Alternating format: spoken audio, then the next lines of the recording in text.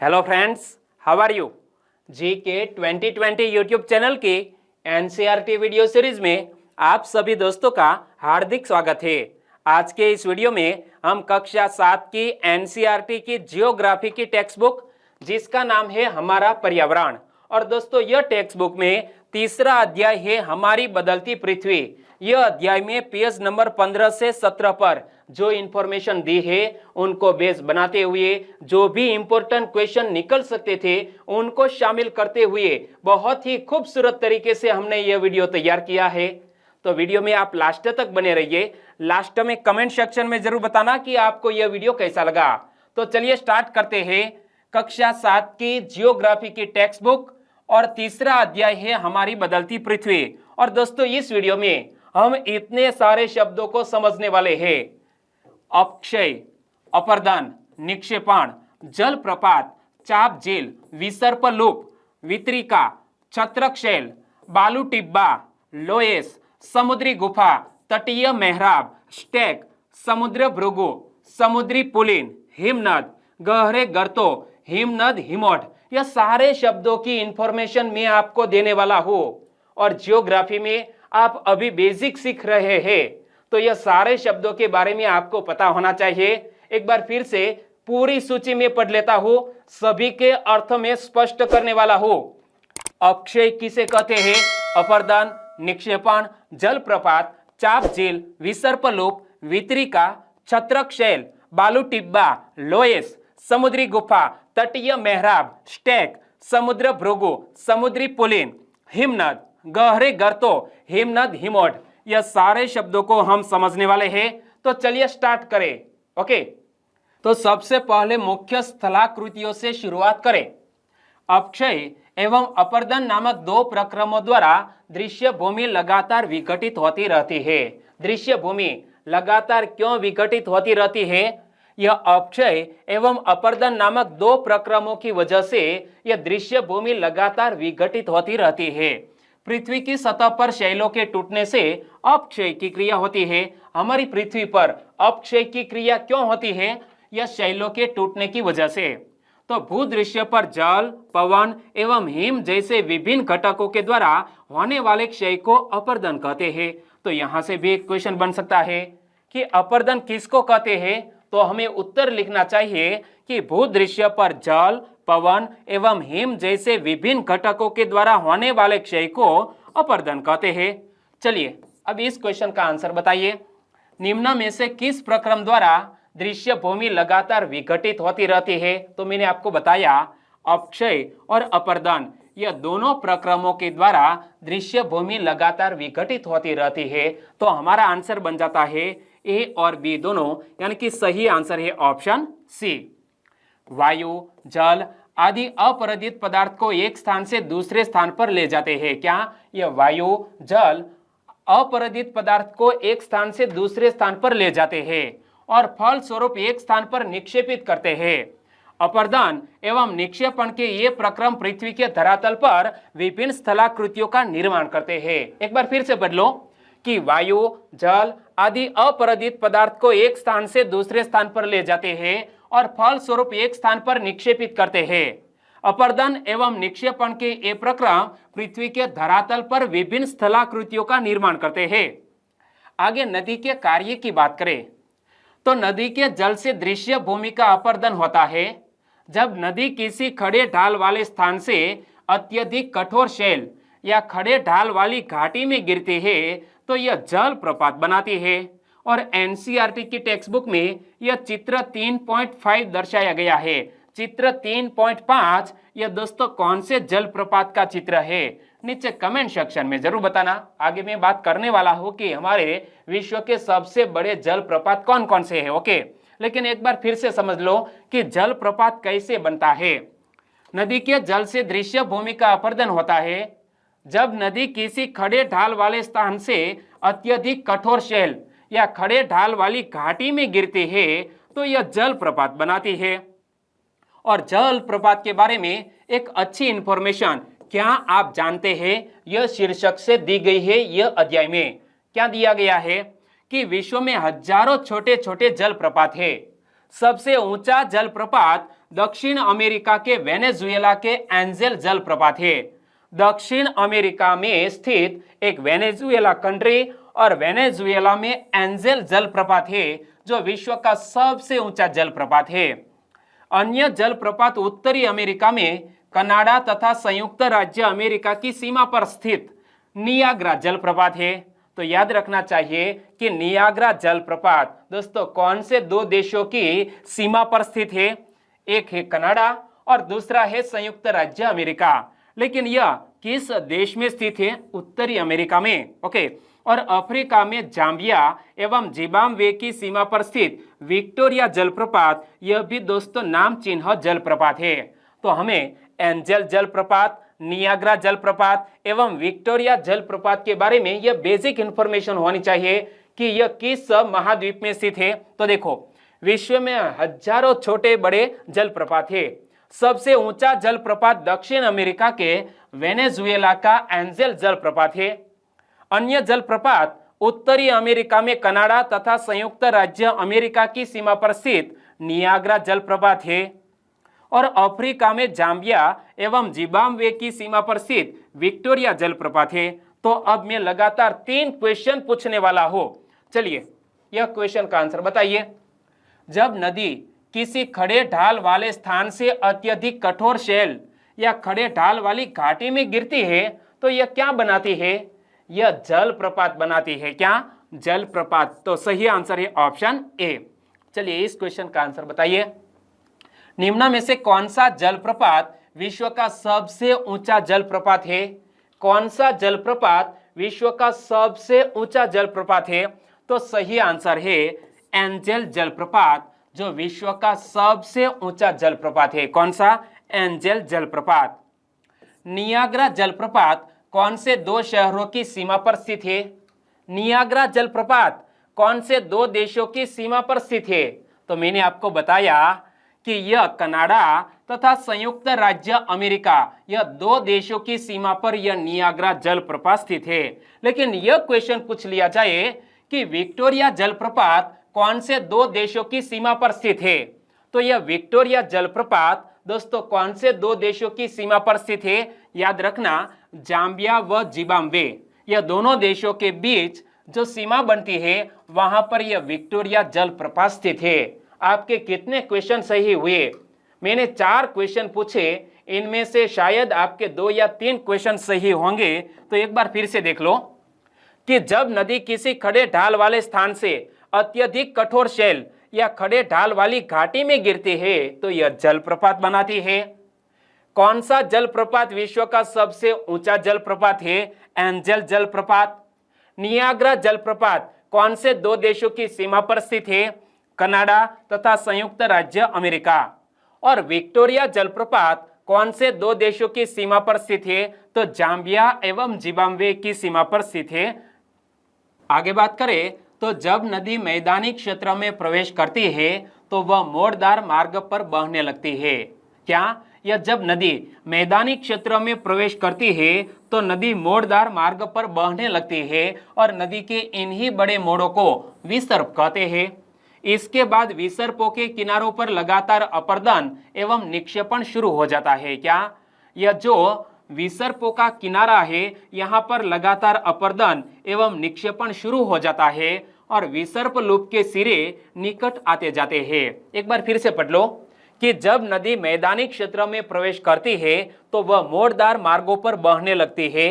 नदी के इन्हीं बड़े मोड़ों को विसर्प कहते हैं। इसके बाद विसर्पों के किनारों पर लगातार अपर्दन एवं निक्षेपण शुरू हो जाता है। विसर्प लूप के सिरे निकट आते जाते हैं। क्वेश्चन का आंसर बताइए कि जब नदी मैदानी क्षेत्र में प्रवेश करती है तो वह मोड़दार मार्ग पर बहने लगती है। नदी के इन्हीं बड़े मोड़ों को क्या कहते हैं? तो मैंने आपको बताया, विथ इमेज समझाया कि जब नदी मैदानी क्षेत्र में प्रवेश करती है तो वह मोड़दार मार्ग पर बहने लगती है। नदी के इन्हीं बड़े मोड़ों को विसर्प कहते हैं। तो सही आंसर है ऑप्शन डी। और समय के साथ विसर्प लूप नदी से कट जाते हैं। समय के साथ यह विसर्प लूप नदी से कट जाते हैं और एक अलग झील बनाते हैं जिसे चाप झील भी कहते हैं। यहाँ पर देख सकते हैं यह चाप झील का निर्माण हुआ है क्योंकि विसर्प लूप नदी से कट गया है, जिसकी वजह से यह चाप झील का निर्माण हुआ है। और कभी कभी नदी अपने तटों से बाहर बहने लगती है, फलस्वरूप निकटवर्ती क्षेत्रों में बाढ़ आ जाती है। दोस्तों, बाढ़ आने की वजह क्या है कि यह नदी कभी कभी अपने तटों से बाहर बहने लगती है, फलस्वरूप निकटवर्ती क्षेत्रों में बाढ़ आ जाती है। वर्तमान में मानसून की सीजन चल रही है और यदि भारी बारिश होती है तो ऐसी बाढ़ आ सकती है। एक बार फिर से पढ़ो कि समय के साथ विसर्पलूप नदी से कट जाते हैं और एक अलग झील बनाते हैं, जिसे चाप झील भी कहते हैं। कभी कभी नदी अपने तटों से बाहर बहने लगती है, फलस्वरूप निकटवर्ती क्षेत्रों में बाढ़ आ जाती है। आंसर बताइए कि समय के साथ विसर्पलूप नदी से कट जाते हैं और एक अलग झील बनाते हैं, जिसे क्या कहते हैं? तो दोस्तों, यह जो विसर्पलूप नदी से कट जाते हैं और एक अलग झील का निर्माण करते हैं, इसे कहते हैं चाप झील। तो सही आंसर है ऑप्शन बी। बाढ़ के कारण नदी के तटों के निकटवर्ती क्षेत्रों में महीन मिट्टी एवं अन्य पदार्थों का निक्षेपण करती है। ऐसी मिट्टी एवं पदार्थों को अवसाद कहते हैं। तो यहाँ से क्वेश्चन बन सकता है कि अवसाद किसको कहते हैं? तो हमें आंसर लिखना चाहिए कि बाढ़ के कारण नदी के तटों के निकटवर्ती क्षेत्रों में महीन मिट्टी एवं अन्य पदार्थों का निक्षेपण करती है। ऐसी मिट्टी एवं पदार्थों को क्या कहते हैं? अवसाद कहते हैं। इससे समतल उपजाऊ बाढ़कृत मैदान का निर्माण होता है। नदी के उत्थित तटों को तटबंध कहते हैं। क्या? नदी के उत्थित तटों को तटबंध कहते हैं। आंसर बताइए। बाढ़ के कारण नदी के तटों के निकटवर्ती क्षेत्रों में महीन मिट्टी एवं अन्य पदार्थों का निक्षेपण करती है। ऐसी मिट्टी एवं पदार्थों को क्या कहते हैं? तो ऐसी मिट्टी एवं पदार्थों को अवसाद कहते हैं। सही आंसर है ऑप्शन डी। और समुद्र तक पहुंचते पहुंचते नदी का प्रवाह धीमा हो जाता है। यह जो नदी का प्रवाह है वो समुद्र तक पहुंचते पहुंचते यह प्रवाह है वो धीमा हो जाता है तथा नदी अनेक धाराओं में विभाजित हो जाती है। यहाँ देख सकते हैं यह नदी की मुख्य धारा है जो यहाँ समुद्र में मिलने से पहले अनेक धाराओं में विभाजित हो गई है। जैसा कि हमारा गंगा का मुख्य त्रिकोण प्रदेश है जिसे हम डेल्टा क्षेत्र कहते हैं, तो यह नदी अनेक शाखाओं में विभाजित हो जाती है जिनको वितरिका कहा जाता है। क्या दोस्तों? यह नदी की मुख्य शाखा जब समुद्र में मिलने से पहले अनेक शाखाओं में विभाजित हो जाती है, इसे क्या बोलते हैं? वितरिका कहते हैं। और यहाँ नदी इतनी धीमी हो जाती है कि यह अपने साथ लाए मलबे का निक्षेपण करने लगती है। प्रत्येक वितरिका अपने मुहाने का निर्माण करती है। सभी मुहानों के अवसादों के संग्रह से डेल्टा का निर्माण होता है। और चित्र 3.7 आप इमेज में देख सकते हैं कि यह नदी कैसे डेल्टा का निर्माण करती है। जैसा कि हमारी गंगा नदी है वो बे ऑफ बंगाल में गिरने से पहले ऐसे डेल्टा का निर्माण करती है सुंदरवन क्षेत्र में। एक बार फिर से पढ़ लो यहाँ से समुद्र तक पहुंचते पहुंचते नदी का प्रवाह धीमा हो जाता है तथा नदी अनेक धाराओं में विभाजित हो जाती है जिनको वितरिका कहा जाता है। यहाँ नदी इतनी धीमी हो जाती है कि यह अपने साथ लाए मलबे का निक्षेपण करने लगती है। प्रत्येक वितरिका अपने मुहाने का निर्माण करती है। सभी मुहानों के अवसादों के संग्रह से डेल्टा का निर्माण होता है। चित्र 3.7 में आपने देख लिया। चलिए अब इस क्वेश्चन का आंसर बताइए। समुद्र तक पहुंचते पहुंचते नदी का प्रवाह धीमा हो जाता है तथा नदी अनेक धाराओं में विभाजित हो जाती है जिनको क्या कहा जाता है? तो नदी मुख्य प्रवाह से अनेक धाराओं में विभाजित हो जाती है, इसे बोला जाता है वितरिका। तो सही आंसर है ऑप्शन सी। आगे दोस्तों हमारे यह अध्याय में एक एक्टिविटी दी गई है, आओ कुछ करके सीखे। विश्व की कुछ नदियों के नाम ढूंढे जो डेल्टा का निर्माण करती है। यानी कि आपके पास यदि रोड एटलास है तो आपको वर्ल्ड का मैप देखना है और कौन कौन सी नदियां डेल्टा का निर्माण करती है। मैंने सर्च किया तो नील, राइन, वांगो, इरावदी, वोल्गा, डेन्यू, सिंधु, ब्रह्मपुत्र तथा गंगा ऐसी नदियां हैं जो डेल्टा का निर्माण करती है। और यदि एग्जामिनेशन में क्वेश्चन पूछ लिया जाए कि भारत में डेल्टा बनाने वाली नदियों के नाम लिखे तो हमें आंसर लिखना चाहिए कि भारत की कावेरी, गंगा और महानदी यह तीनों ऐसी नदियां हैं जो डेल्टा का निर्माण करती है। एक बार फिर से पढ़ लो कि वर्ल्ड की नदियों में नील, राइन, हवांगो, इरावदी, वोल्गा, डेन्यूब, सिंधु, ब्रह्मपुत्र और गंगा नदी। भारत की तीनों नदियों के नाम याद रख लिए आपने, कावेरी, गंगा और महानदी। आगे समुद्री तरंग के कार्य की बात करें तो समुद्री तरंग के अपर्दन एवं निक्षेपण तटीय स्थलाकृतियां बनाते हैं। क्या?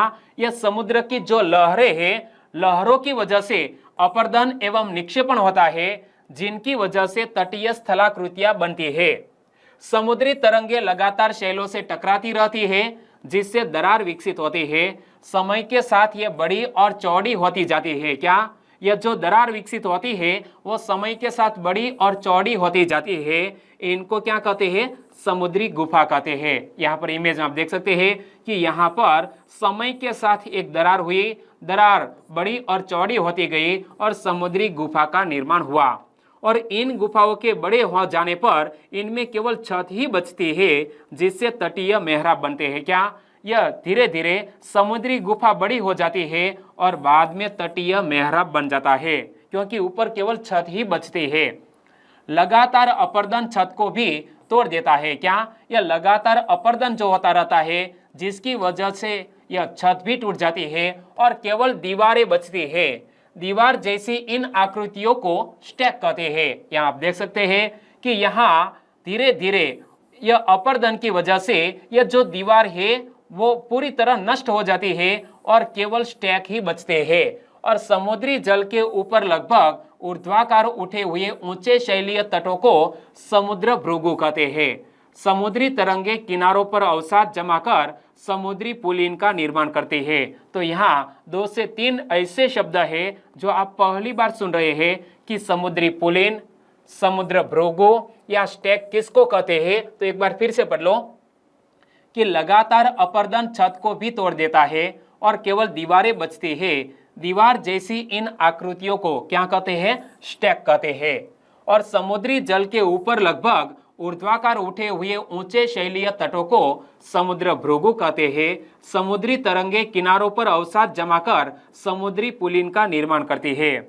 आगे बात करें तो एक क्वेश्चन बड़ा सा, छोटा सा क्वेश्चन है लेकिन बढ़िया सा है कि समुद्री गुफाओं के बड़े होते जाने पर इनमें केवल छत ही बचती है, जिससे क्या बनते हैं दोस्तों? केवल छत ही बचती है तो क्या बनता है? स्टैक बनता है। यहां पर मैंने आपको बताया, यहां पर देखो कि लगातार अपर्दन छत को भी तोड़ देता है और केवल दीवारें बचती है। दीवार जैसी इन आकृतियों को क्या कहते हैं? स्टैक कहते हैं। तो यहाँ पर मैंने आपको बता दिया कि समुद्री गुफाओं के बड़े हो जाने पर इनमें केवल छत ही बचती है, जिससे क्या बनते हैं? स्टैक बनते हैं। एक और क्वेश्चन, समुद्री जल के ऊपर लगभग ऊर्ध्वाकार उठे हुए ऊंचे शैलीय तटों को क्या कहते हैं? तो समुद्री जल के ऊपर लगभग ऊर्ध्वाकार उठे हुए ऊंचे शैलीय तटों को क्या कहते हैं? समुद्र भृगु कहते हैं। क्या कहते हैं? समुद्र भृगु। यहां पर मैंने आपको बताया, ये देखो, समुद्री जल के ऊपर लगभग ऊर्ध्वाकार उठे हुए ऊंचे शैलीय तटों को क्या कहते हैं? समुद्र भृगु कहते हैं। तो सही आंसर है ऑप्शन सी। आगे दोस्तों हिमनद के कार्य की बात करें। नदी के कार्य तो देख लिए, अब हिमनद के कार्य भी देख ले कि हिमनद अथवा हिमानी बर्फ की नदियां होती है। क्या? ये हिमानी बर्फ की नदियां होती है और हिमनद अपने नीचे की कठोर चट्टानों से गोलाश्मी मिट्टी और पत्थरों को अपरदित कर देती है और गोलाश्मी मिट्टी एवं पत्थरों से भूदृश्य का अपर्दन करती है। हिमनद गहरे गर्तों का निर्माण करते हैं। पर्वतीय क्षेत्र में बर्फ पिघलने से उन गर्तों में जल भर जाता है और वे सुंदर झील बन जाते हैं। इमेज आप देख सकते हैं कि इसी तरह की सुंदर झीलों का निर्माण भी होता है। हिमनद के द्वारा लाए गए पदार्थ जैसे छोटे बड़े शैल, रेत एवं तलछट मिट्टी निक्षेपित होते हैं। ये निक्षेप हिमनद हिमोट का निर्माण करते हैं। क्या? हिमनद हिमोट का निर्माण कैसे होता है?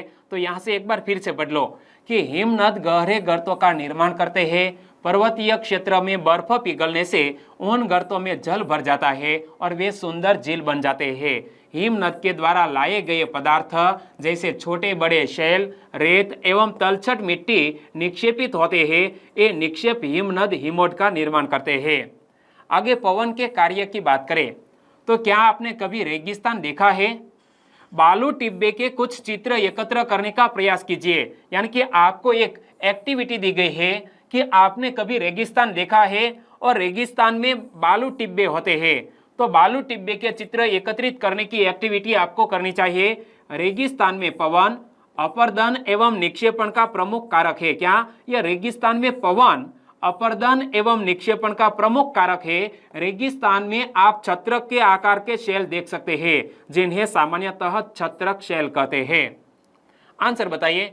रेगिस्तान में आप छत्रक के आकार के शेल देख सकते हैं जिसे क्या कहते हैं? तो दोस्तों यह छत्रक के नाम से ही पता चल जाता है कि छत्रक शेल कहां देखने को मिलते हैं? रेगिस्तान में। एक बार फिर से देख लो कि रेगिस्तान में पवन अपर्दन एवं निक्षेपण का प्रमुख कारक है। रेगिस्तान में आप छत्रक के आकार के शेल देख सकते हैं जिन्हें सामान्यतः छत्रक शेल कहते हैं। तो यहां से भी एक क्वेश्चन बन सकता है कि रेगिस्तान में आप छत्रक के आकार के शेल देख सकते हैं जिन्हें आप क्या कहेंगे? छत्रक शेल कहेंगे।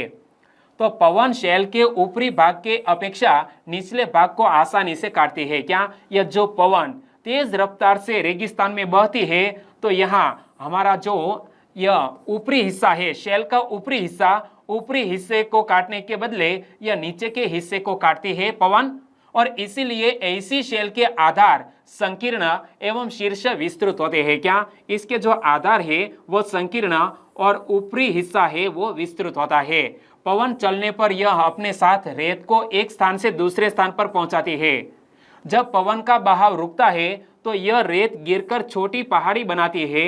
इनको बालू टिब्बा कहते हैं। चित्र 3.10 यह टेक्स्ट बुक में दिया गया है कि बालू टिब्बों का निर्माण कैसे होता है। तो एक बार फिर से पढ़ लो कि पवन शेल के ऊपरी भाग की अपेक्षा निचले भाग को आसानी से काटती है, इसीलिए ऐसी शेल के आधार संकीर्ण होते हैं और शीर्ष विस्तृत होता है। और पवन चलने पर अपने साथ रेत को एक स्थान से दूसरे स्थान पर पहुंचाती है। जब पवन का बहाव रुकता है तो यह रेत गिरकर छोटी पहाड़ी बनाती है। इनको क्या कहते हैं? बालू टिब्बा कहते हैं। चलिए आंसर बताइए। रेगिस्तान में पवन का बहाव रुकता है तो रेत गिरकर छोटी पहाड़ी बनाती है। इनको क्या कहते हैं? तो जो रेत गिरकर छोटी पहाड़ी बनाती है इसको कहते हैं बालू टिब्बा। जब बालू कण महीन एवं हल्के होते हैं तो वायु उनको उठाकर अत्यधिक दूर ले जा सकती है।